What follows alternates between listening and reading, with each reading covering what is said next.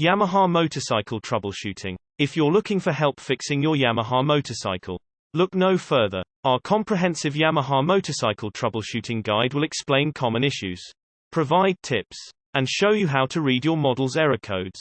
Determine if the petcock is clogged. One potential issue that might be keeping your motorcycle from starting up is a clogged petcock.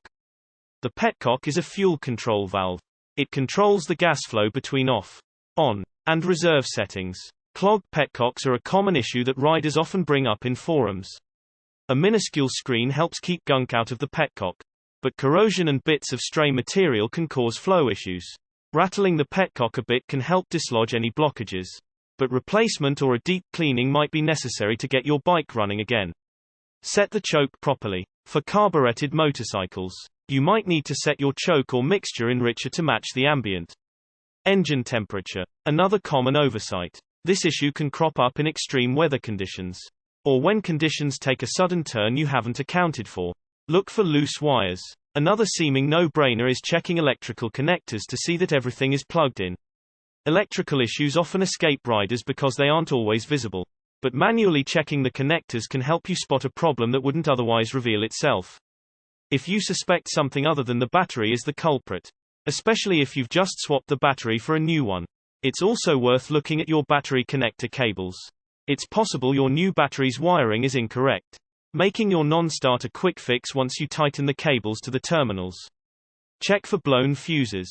Just like a car or truck, motorcycles have fuses, and they can blow the same as in any other vehicle. Keeping a fuse kit on hand is helpful so you can replace any blown fuses with one that has the same amperage. If fuses continue to blow after you replace them, you likely have a more serious electrical issue somewhere in the bike's wiring. Engage the clutch. It's usually a no-brainer for experienced riders, but for newbies, remembering to engage the clutch can mean the difference between a relaxing ride and a frustrating trip to the shop. Many bikes must have the clutch in before they will start, even when you're in neutral. There's also the possibility that your bike's clutch switch has been damaged, and you can try pumping the clutch a few times to see if that helps reset it.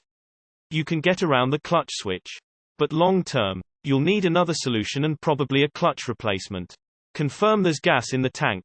A basic pre-trip check is seeing whether you have gas in the tank, but it's something riders tend to overlook, especially if your gas gauge reports a full tank. You might not think to check. Keep in mind that gauges can malfunction, so consider jostling your bike and listening for the slosh of gas in the tank before jumping to other potential problems. If you can confirm there's gasoline in your bike, see if the fuel pump is operational if the motorcycle has one. And if there's a carburetor, see if there's gas making its way there. 2. Source nadagguides.com